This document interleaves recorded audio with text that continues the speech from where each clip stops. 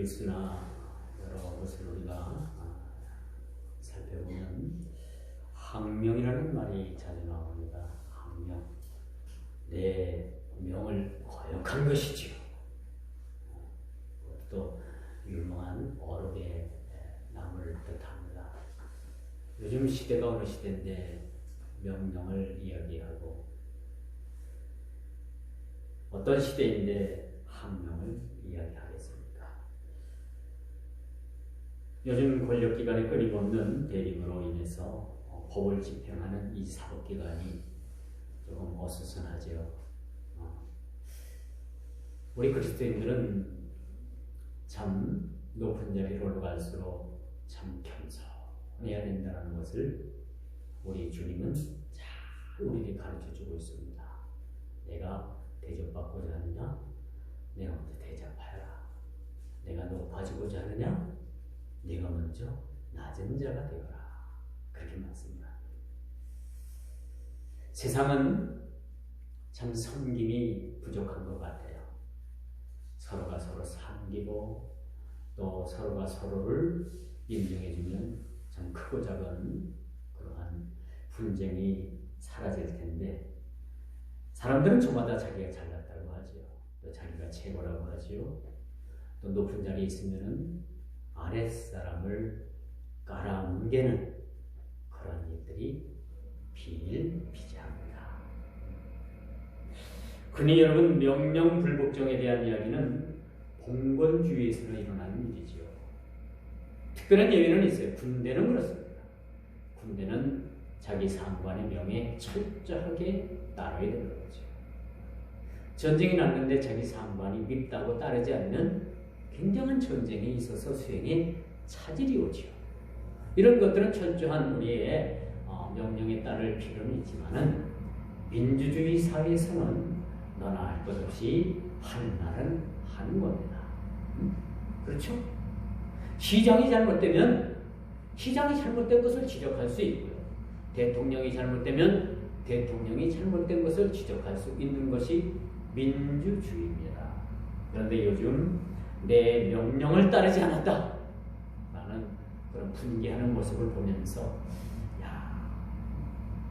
참 사람이 살아가면서 여러 다양한 질이 있지만은 그래도 이건 아니지 않은가 그런 생각을 가져요.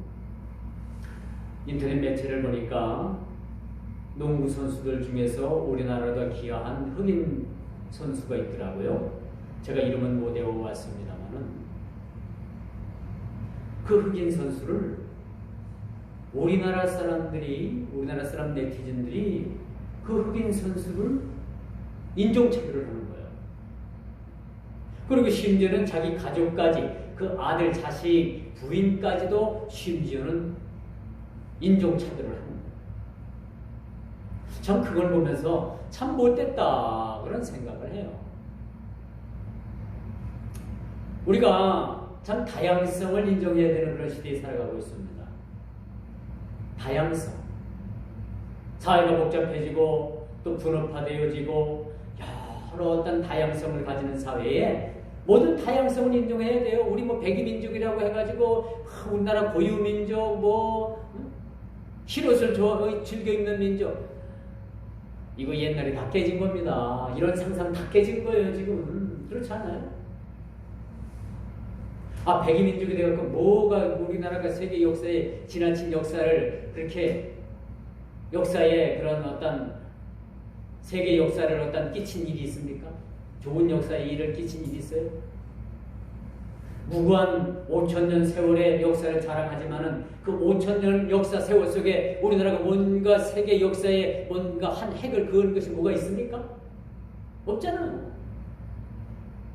근데 우리는 여전히 외국인들이 우리나라에 들어와 살고 흑인들이 들어와 살면은 아주 인종차별을 해가지고 별 쌍욕을 다 하고 그런 일들이 지금 네티즌 사회 세계에서 이 사이버 세계에서 그렇게 일어나고 있다고 합니다.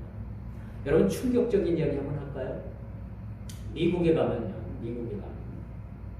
제가 가보진 않았지만 제가 저 대학 시절에 그 영어 교수님이 그런 얘기를 하더라고요.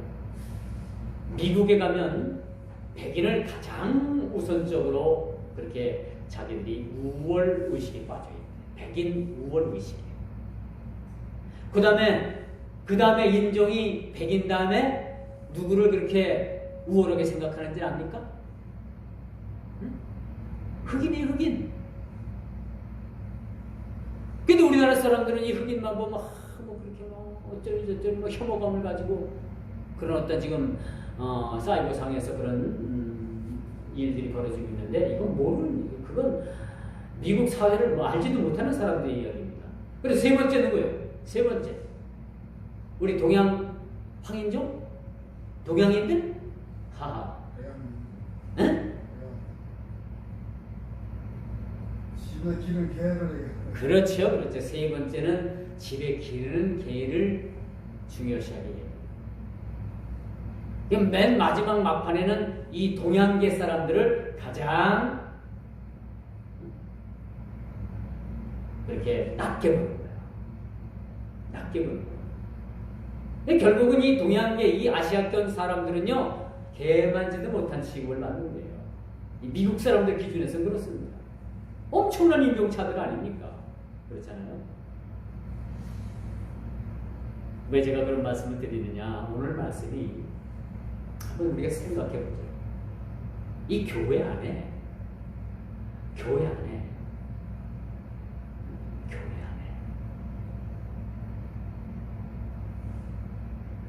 어느 한 주인을 섬기는 노비들이 들어와서 예배를 드린다고 합시다.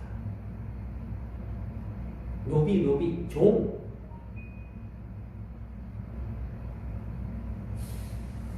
제가 어렸을 때 저희 집에 젊은 일꾼이 있었어요. 이름은 이영주. 그러니까 발음이 잘 안 되니까 융주라고 해서 이용주.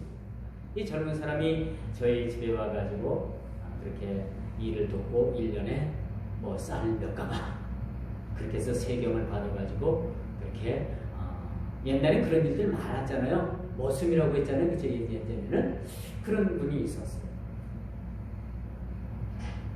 근데 어느 한 날 저희 아버지가 뭘 좀 시켰는데 일을 제대로 안 해요.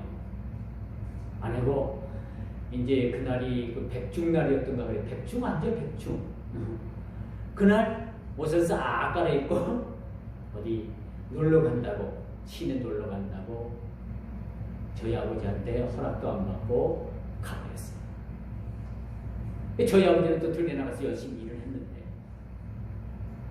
이제 그런 일들이 자꾸 겹치다 보니까 나중에는 1년을 못 채우고 그냥 그 머슴에서 그냥 그만두고 그동안에 있었던 그런 세금을 그렇게 따져서 주고 그만 그분을 내보내는 일들이 있었습니다. 예전에는 이런 일이 흔했죠. 예전에는 노비로 산다는 게 참 어떻습니까? 노비는 자기가 일한 값을 제대로 받지 못하는 거죠. 노비는 그 집의 상전에 속해 있는 재산입니다. 노비가 자식을 낳으면 노비가 난 자식은 그 주인에 기속되어지는 하나의 노동력으로 우리가 볼 수밖에, 노동력으로 봤던 시대가 있었습니다. 봉건주의에서 있었던 일이죠. 실질적으로 여러분 그 로마 시대나 이 봉건주의 시대에는 이렇게 노비 제도가 많은 노비들을 족쇄를 채우는 일들이 많이 있었던 것이죠. 노비는 자기의 생각대로 일할 수도 없을 뿐만 아니라 어떤 일을 마치고든지 주인이 네가 밥을 먹으라 라고 명령을 해야지만이 그때서야 일을 멈추고 밥을 먹을 수 있는, 식사를 할 수 있는 존재가 바로 노비였고 종이었다는 겁니다. 근데 오늘 이 본문 말씀 1절 우리가 읽으면서 어떤 우리가 생각을 상상해 볼 수 있느냐면 우리 교회에 많은 노비들이 와서 앉아있다고 생각해 봅시다. 그리고 어느 한편에 그들의 상전이 와서 예배를 드리기 위해서 앉아 있었다고 생각을 해봅시다. 여러분 어떻습니까? 영 불편하지 않겠습니까? 불편하죠? 얼마나 불편하겠어요. 이거 어떻게 해야 되나? 교회 안에서까지도 내가 내 상전을 섬기는 일에 가서 굽실거리고 죽는 신용까지 다 해야 되느냐? 아니면 예수 그리스도 안에서 우리는 하나요, 자매요, 형제라고 했는데 어떻게 형제, 자매도 대하듯 해야 되는가? 이 노비로서는 굉장히, 노비된 존재로서는 굉장히 여러분 고민이 많았을 겁니다. 이와 반대로 성전된 사람, 상전된 사람들도 마찬가지였죠. 집에서는 노비를 부렸던 사람이 교회 안에 들어오니까 너 형제요, 자매요, 같은 동급으로 그렇게 생각을 하니까 이 상전들이 이 노비된 자기 노비들을 동급으로, 친구로, 동료로 대할 수 있겠는 얘기예요. 여러분 이게 쉽지 않은 겁니다. 그렇지 않아요? 예를 들어서 여러분 한 교회 안에 아버지도 집사, 아들도 집사, 근데 재직회를 했어요. 집사 재직회를 했는데 여러분 동등한 자격으로 그 재직회에 참여한 거 아니에요, 그렇죠? 근데 이제 아들이 막 어떤 발언을 하는데 아버지가 가만히 보면서 아들이 말이 많고, 아이 젊은 것이 어른들도 말을 안 하는데, 이것이 무슨 말을 이렇게 무슨 말을 많이 하는가 해가지고 괘씸해갖고 집에 가서 막 혼냈어요. 이게 혼날 일은 아니죠. 교회 안에서는 동등한 집사 자격으로 재직에 참여해서 얼마든지 좋은 성과를 낼 수 있는 거예요. 아버지라고 해서 말을 해야 되고 그 자식 집사라고 해서 그 할 말을 하지 못하는 것은 이것은 우리 교회 안에서의 어떤 불균형을 이루는 일들이라고 말씀드릴 수밖에 없는 거죠. 자, 노비와 상전이 한 자리에 앉아서 함께 예배를 드리고 당신은 내 형제요, 당신은 내 자매요, 우리는 형제의 시간입니다. 그렇게 이야기할 수 있느냐는 얘기예요. 참 껄끄럽죠. 껄끄러워. 그런데 교회 안에서는 서로 상전의 옷을 벗어나야 되고 상전의 계급장을 떼야 되고 노비의 신분의 옷을 벗고 한 자리에 앉아서 우리가 하나님 안에서 하나가 되고 하나의 우리가 뭡니까? 하나의 일을 추구해 나가야 되는 겁니다. 예를 들어서 여러분 목욕탕을 가는데 현 육군 대령이 그 군복을 입고 목욕탕에 들어가가지고 목욕을 한다면 거기 육군 병장이 그 목욕탕에 함께 들어가가지고 어떻게 생각하겠어요? 참 껄끄럽겠죠. 그런데 우리 여러분 어떻습니까? 목욕탕에 들어가면 어때요? 다 벗고 들어가는 거예요. 계급장 다 떼고 다 벗어놓고 그냥 벌거벗은 몸으로 목욕탕에 들어가는 거예요. 그 안에 들어가면 육군 대장이 목욕탕에 들어가 앉았든지 육군 병장이 목욕탕 안에 들어갔든지 일반 대통령이 들어가 앉았든지 일반 국민이 들어가 앉았든지 똑같은 여러분 모습으로 들어가 앉아있는 거예요. 거기 목욕탕 안에 들어가가지고 내가 별이 몇 개요, 내가 대통령이요, 내가 장관이요, 내 명령을 따라요, 내 명령을 거역했어. 그런 말 할 일이 있을까요? 그거 바보죠. 그런데 들어가서 그런 거 따지면 바보가 되는 거예요. 예전에 아주 제가 어렸을 때 저희 아버지가 그 재판하는 데 가서 증인을 선 적이 있어요.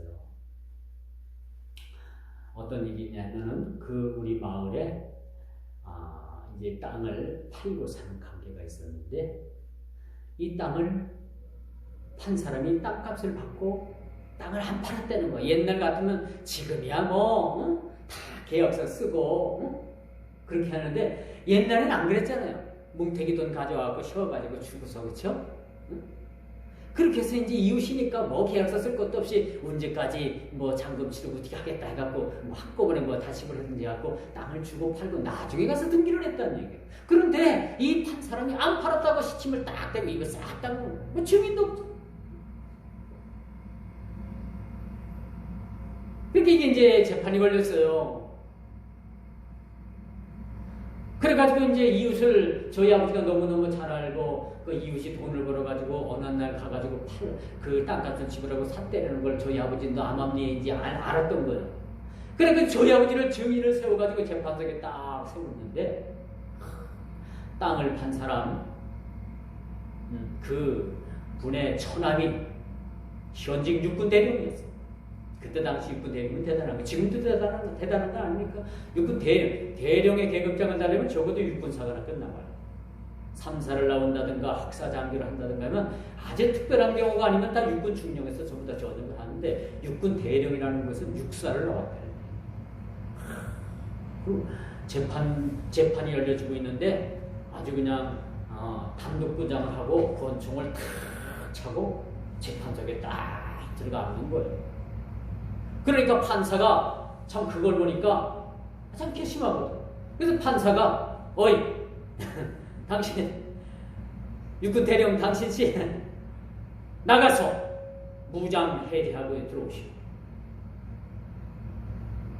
거기서 판사가 그 육군 대령 그 직함을 가졌던 사람을 바깥으로 내보냈어요. 그리고 권총 찾던 것을 다 풀고 무장 해제하고 와서 재판석에 와서 앉게 만들었다는 거예요. 이런 권위는 참 권위가 아니지요. 그렇죠? 참 이런 일은 있을 수가 없어요. 요즘 사회를 보면서 참 저는 그런 생각을 많이 해요. 아직도 대한민국 민주주의 멀었다라는 생각 저는 가지고 있습니다. 흔히 명령불복종에 대해서 봉건주의에서나 쓰던 항명이라는 말을 지금도 서슴없이 쓰고 있습니다. 높은 자리에 앉고 칼을 차고 총을 차면은 자기 스스로가 하늘 높은 줄 모르고 이게 교만입니다. 하나님은 교만한 자의 눈을 꺾으시는 분이세요. 높아질수록 가장 낮은 자리에서 섬겨야 되는 것이 우리 사람들의 모습인데 어느 시대, 어느 민족, 어느 인종들이나 조금 말을 타면은 어때요? 그 시대는 그런 모습들을 우리가 보게 되는 것이죠. 여러분 오늘 본문 말씀으로 다시 돌아와 봅니다만 당시 그 로마 시대 이스라엘이 로마 속국이 아니었습니까? 우리나라가 일제 36년 동안 그 외세 침입을 받아서 일본의 식민국가가 된 것처럼 그 이스라엘도요 그 로마의 식민국가가 됩니다. 그리고 이제 곳곳마다 교회가 세워지고 또 곳곳마다 예배당이 세워지고 그곳에서 예배를 드리는데 많은 노비들이 예수를 믿게 되었다. 많은 뭐 그들 스스로가 희망이 있었겠습니까? 살아도 사는 목숨이 아니고 죽어도 죽은 목숨이 아닌 그 노비들의 생활 여러분 얼마나 비참합니까? 그렇지 않아요? 우리나라도 여러분 근세기 이전에 여러분 뭐 구한말 이전에 보면 조선시대도 마찬가지죠. 그렇죠? 조선시대도 마찬가지. 얼마나 이 노비들이 비참한 삶을 살았는가라는 것을 우리는 보게 되는 거죠. 당시 로마에서는요. 로마 시민, 로마에 속해 있는 모든 지역의 사람들의 3분의 1이 노비였다는 사실 여러분 알고 계십니까? 어떤 학자들은 반 이상이 노비였다고 했어요. 그렇게 그 시대에 노비가 많았다는 얘기죠. 노비는 그 상전이 때려 죽여도 그 상전에게 죄를 묻지 않았던 시대예요. 그런 시대를 우리가 보고 있습니다. 이만큼 우리 인권이, 그 노비들의 인권이 얼마나 사각지대에 놓여 있었던가라는 것을 우리가 보게 되는 거죠. 지금은 노비로 사는 사람들이 있어요? 네? 없죠? 지금도 지금 하루 가서 일을 하면 여러분 쌀한가마 이상은 다 벌어오잖아요. 잘하는 사람. 여러분 이 건축 일을 하는 사람들이 하루 일당이 보통 30만 원 되더라고요. 와, 놀라시네. 이게 쫙 벌어시네. 근데 있어요. 타일공이 하루에 30만 원씩 받고 다니더라고요. 인테리어 하는 사람들이 하루에 30만 원짜리 제가 봤어요. 뭐 어떻게 일을 하는지 모르겠어요. 저도 목사가 안 됐으면 이런 인테리어를 좀 배워가지고 돈 좀 많이 벌었으면 좋았을 거 하는 생각이 가끔 들어요. 인테리어 하는 사람들에게 돈을 많이 벌더라고요. 요즘은 여러분 뭐 노비로 살고 머슴으로 사는 사람들이 어디 있습니까? 없잖아요. 전혀 없어요. 요즘. 그런데 그때 당시 로마 시대 당시에는요 전 국민의 3분의 1 3명 중에 1명, 3명 중에 1명이 노비로 살아온 거예요. 얼마나 그런 심각한 그런 그들이 인권의 사각지대에 있을 뿐만 아니라 인권을 유린당했나라는 사실들을 우리가 보게 됩니다. 얼마나 그들이 비참한 삶을 살았겠는가라는 생각을 가져볼 수가 있겠죠. 그런데 교회 안에, 예배당 안에 그 노비와 상전이 함께 예배를 드리는 거예요. 이게 가당치나 한 일입니까? 어떤 교회는 그랬었겠죠. 노비들만 다니는 교회 그냥 다니고, 상전들만 다니는 교회 그렇게 구분을 지었어요. 어느 날 예수님께서 어느 한 교회를 들여가 주일 예배가 돼갖고 예수님이 급하게 어느 한 교회를 찾았대요. 그런데 그 예배당 문을 들어가다가 예수님께서 저주를 당하셨어요. 이곳은 백인들만 출입하는 교회입니다. 저 중동의 아랍인들은 못 들어갑니다. 라고 저주를. 그래서 어디 가서 예배를 드릴까 해갖고 모퉁이를 돌아치는데 어느 한 흑인 되시는 분이 그 모퉁이에 앉아가지고 쪼그리고 앉아갖고 울고 그래서 왜 우냐고 여기서 우냐고 물어봤더니 제가 예배를 드리러 가야 되는데 이 교회 가서 예배를 드리고 싶은데 제가 피부색이 검다는 이유로 예배당에 들어가지 못해서 제가 여기 앉아 있습니다. 그래서 예수님이 그 흑인의 손을 꼭 잡고 나도 아랍인이라는 팔레스타인 아랍인이라는 이유로 이 교회에 들어가지 못했다. 그렇게 얘기를 하더래요. 여러분, 이렇게 인종차별은요, 예수님도 줬었는 일입니다. 예수님도. 그런데 오늘 사도 바울의 말씀을 우리가 보십시오. 한 예배당 안에서 노비와 상전이 예배를 드리는 것은 극히 당연한 일이다. 그런데 노비된 너희들은 이 성전에서 예배를 드리고 너희들이 자유롭게 그 너희된 상전을 형제요 자매라고 불렀지만은 이런 신분을 떠나서 너희들이 서로 섬기고 같은 동급으로 그렇게 신앙생활을 했지만 집에 가거들랑 너희들은 너희 상전들을 어떻게 섬기게 될 것인가? 교회에서도 친구였는데 집에 가도 아이고 그분은 내 친구야. 서로 마음먹고 서로 질서를 파괴한다면 이게 이것은 안 된다는 이야기를 하고 있는 겁니다. 교회 안에서는 형제요 자매고 그렇게 동급으로 우리가 생활할 수 있어도 집에 가면 여전히 우리가 섬겨야 될 대상이 있는 거죠. 상전을 지극정성으로 모시고 노비된 그런 삶으로 살아가는 거죠. 그리고 또 하나 부탁을 합니다. 상전된 너희들은 집에서 부리는 너희 그 노비들, 교회 오면은 너희가 같은 형제요 자매이지만은 집에서도 그 너희들 노비들을 비참한 생활하지 말게 하고 그 너희 노비들을 인격적으로 대우하라 라는 말씀이 바로 그런 말씀입니다.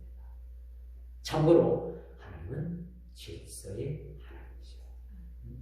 여러분, 만약에 질서가 파괴된다면 아버지가 아들한테 업신여김을 당하고 아들이 아버지를 업수히 여기고 그런 어떤 가정의 그런 질서가 파괴된다면 그 가정은 불행한 가정. 그렇지 않겠습니까? 위에 있는 그런 권위를 우리가 인정해야 되는 거예요. 자식은 아버지를 질서를 통해서 섬기고 그 아버지는 그 질서를 통해서 자식을 사랑으로 대우하는 거예요. 자식이라고 하고 자식을 몰아붙이고 나무라고 남 자식하고 비교해가지고 그 자식을 모멸감을 준다든가, 자식을 없이 여기고 자식에게 분함을 그렇게 유발하게 한다면 그것은 여전히 잘못된 일이라고 말씀드릴 수가 있는 거죠. 또한 여러분, 로마인들 중에서 어떤 노비들은요, 후한 대접을 받은 노비들도 있었어요.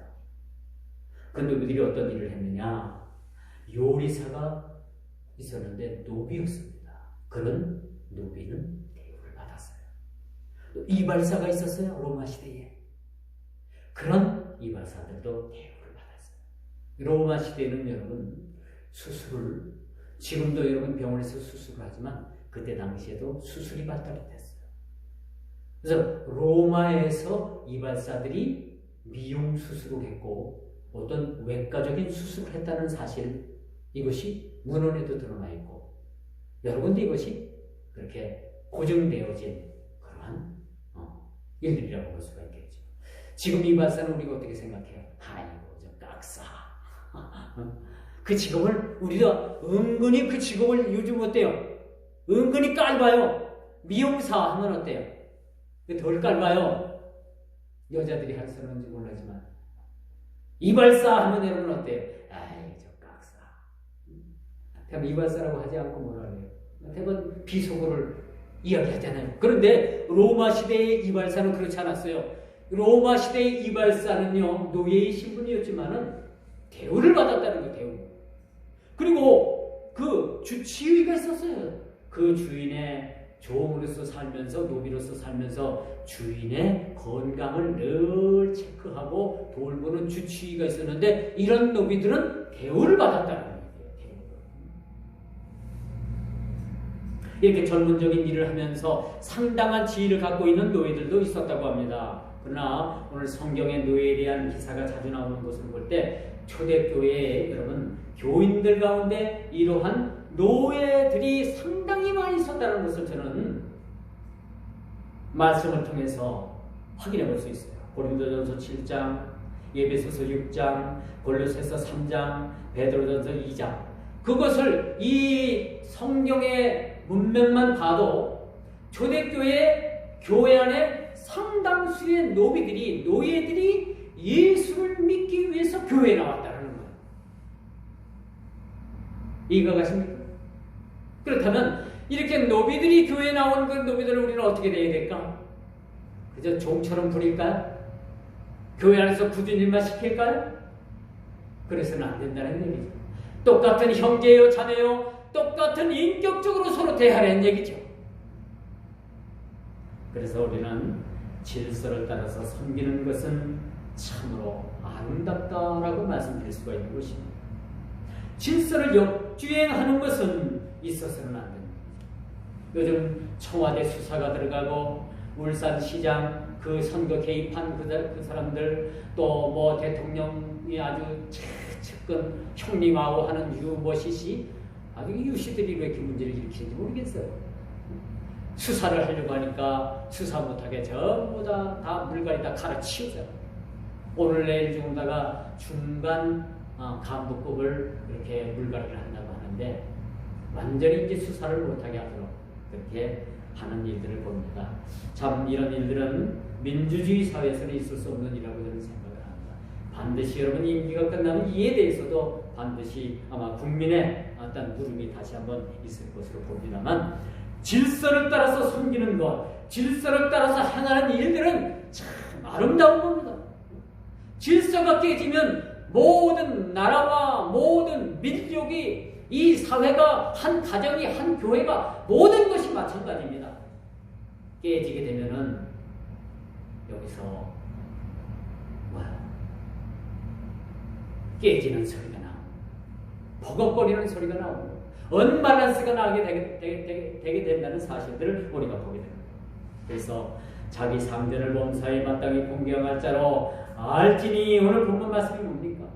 노예된 너희들이 교회 안에서 너희 상전들과 함께 예배드린다고 해서 집에까지 가서 너희들이 그 상전을 없이 여긴다면 이것은 있을 수 없는 일이라는 것을 오늘 본문에 그렇게 말씀해 주고 있습니다. 그래서 여러분 오늘 본문의 말씀은 그렇다고 해서 노예 제도가 계속 존속되어야 되느냐 그런 얘기는 아니에요. 그리스도 예수 안에서 모든 종의 노예 제도는 없어져야 된다는 것이 성경의 이야기입니다. 이 대한민국 여성들이요, 지금까지 이런 지위를 누리고 있는 것은 뭐냐? 오늘날 이런 지위를 누리고 있는 것이 뭐냐?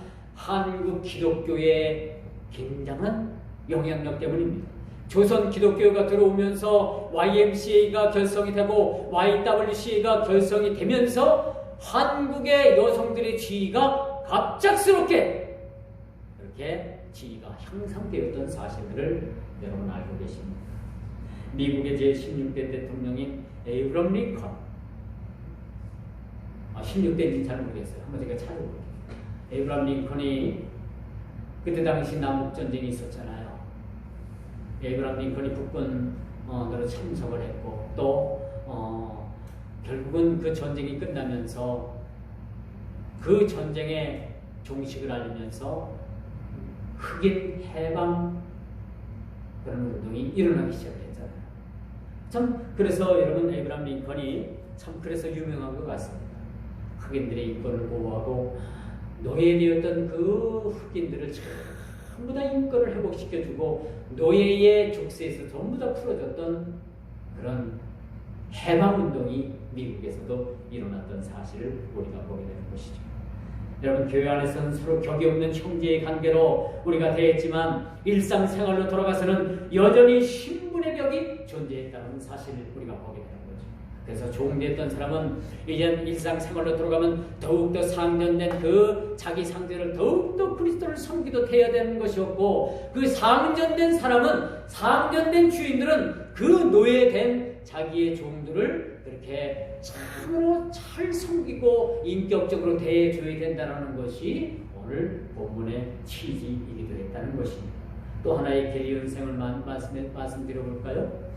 교회 안에 사실 상전보다는 노예들이 더 많이 모였어요. 그런데 어떤 일이 일어났느냐면 노예들 중에서 교회의 장로로 세워지는, 픽택되어서 장로로 세워지는 일꾼들이 있었습니다. 그런데 그 장로로 세워진 그 장로인 노예가, 노예의 상전이 그 교회에 나왔어요. 참 껄끄럽겠죠. 그런데 교회에서는 노예되었던 노예인 이 노비를, 종들을 장로로 세워서 그렇게 일을 하게끔 만들었습니다. 참 놀랍죠. 지금 같으면 뭐 교회에 난리가 나겠죠. 뭐 순식간에 튀어나가겠죠. 아이고, 내가 부리는 종이 장로가 됐는데 내가 교회 그 집사로서 그 양반을 내가 섬겨야 되나? 튀어나갑니다. 못 섬기는 거예요. 그런데 교회 안에서는 노비가 장로가 되었고 그 상전이 집사가 되었던 이들이 비일비재했다라는 겁니다. 가능하다고 생각합니까? 이 초대교회 안에서 이것이 가능했던 거예요. 초대교회 안에서 조선에 기독교가 들어왔어요. 근데 어느 한 집안이 이제는 예수를 믿게 됐습니다. 그 집 주인은 주일날만 되면은 그 집에 일하는 일들을 모두 멈추고 자기 가족뿐만 아니라 자기 집에서 일을 하는 종들에게까지 전부 다 일을 금하게 가고 전부 다 예배 시간에 예배당으로 모든 가족과 모든 노비들이 더불어서 교회에 다녔어요. 근데 이 집 주인이 가만히 자기 집에서 부리는 그 종을 뭐 몇 개 여러 때겠죠, 그 종들이. 그런데 어느 한 종을 가만히 보니까 믿음의 신앙이 너무너무 좋은. 그래서 이 주인이 곰곰이 생각을 했어요. 이 노비를 신학교에 보내야 되겠다. 그래서 이 노비를 평양 신학교에다가, 우리 장로교회 가장 처음 세워진 신학교가 평양신학교. 이 평양신학교에다가 입학을 시켰어요. 그리고 이 종이 신학교를 졸업을 하고 이젠 절차를 거쳐서 목사 안수를 받았어요. 그때까지 이 주인은 이 종의 모든 뒷바라지를 했어요. 그리고 나서 목사 안수를 받고 나서 그때는 노비 문서에 그 문서를 빼주고 자기의 몸으로 그렇게 만들어주고 목회를 할 수 있는 목사가 되도록 만들고, 그것도 모자라서 그 목사가 심하는 그 교회에 일평생 그 주인된 노비를 목사로 만든 그 주인은 그 교회 장로의 직분을 받아서 일평생 그 노비를 담임 목사님으로 받들고 섬겼다는 사실을 여러분들에게 고합니다. 이게 실질적으로 있었던 이야기. 실질적으로. 저와 여러분 같으면 과연 그렇게 할 수가 있겠습니까? 저 사람 예전에 우리 집에서 노비하던 사람인데 은연중에 그렇게 우리는 그렇게 사람을 판단하고 그렇게 생각할 거예요. 근데 이분은 자기 집에서 그렇게 헛되는 일이나 하고 종으로 살던 그 종을 주의 종으로 만들었어요. 그것도 모자라 일평생 장로의 직분으로서 그 교회를 섬겼다라는 그런 실전 이화를 우리는 듣게 됩니다. 여러분, 주님은 우리를 친구라고 불러주셨어요. 너와 나는 더 이상 주인이 아니고 종이 아니고 내가 너를 친구로 불러주겠다 라고 우리 주님은 그렇게 말씀하십니다. 우리는 전에 빌레몬서를 통해서 그 빌레몬이 주인의 재산을 아주 그렇게 축을 내고 도망을 갔다가 이 빌레몬이라는 이 종이 예수를 믿고 회심을 해서 자기 주인에게로 돌아가잖아요. 이처럼 우리가 그리스도 안에서는 주종의 관계가 아니라 그래서 우리 기독교는 수평적인 관계입니다. 서로 섬기는 것. 가톨릭은 어떻습니까? 수직적인 관계예요. 수직적인 관계. 신부, 일반 평신도. 이것은 엄청난 차이가 있어요. 수직적인 관계.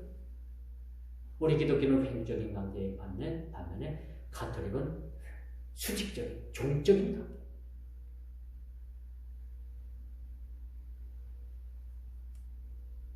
이제 믿는 노예들의 종들은 그 상전을 형제라고 경히 여기지 말라. 그렇게 말씀합니다. 자신의 주인인 동등한 신자일 경우 종의 신분에서 벗어나는 행위를 하여 주인의 권위를 무시하는 일은 있어서는 안 된다는 것을 그렇게 보여주고 있는 거죠. 이 말씀은 통틀어서 무슨 말씀이냐면요. 여러분, 쉽게 말씀드려서 서로를 잘 섬겨야 된다는 얘기예요. 서로. 특별히 교회 안에서 마찬가지입니다. 교회 안에서 서로를 잘 섬겨야 돼요.